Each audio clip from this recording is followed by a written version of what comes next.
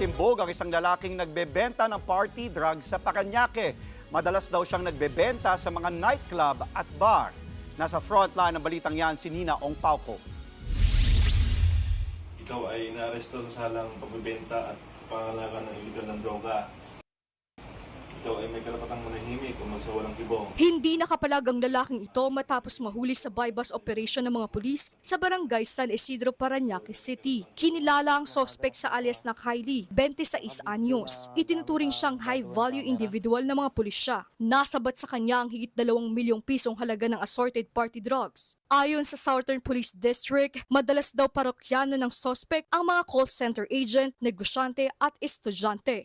Grupo ito na yung nakikita natin na usual na nasa mga clubs na nagbebenta sa mga bar, na nagbebenta ng mga party drugs. Yung drugs na nakukuha niya, hindi niya nakukuha ng abutan.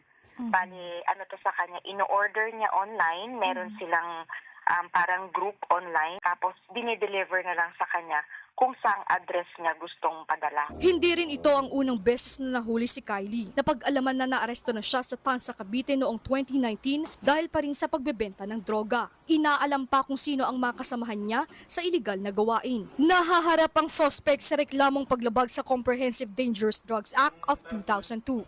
Nagbabalita mula sa Frontline, Nina Ong Pauco, News 5.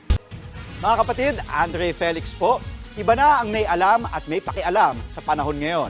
Para sa tuloy-tuloy na balitaan sa Frontline kahit weekend, mag-follow at subscribe sa social media pages ng News 5.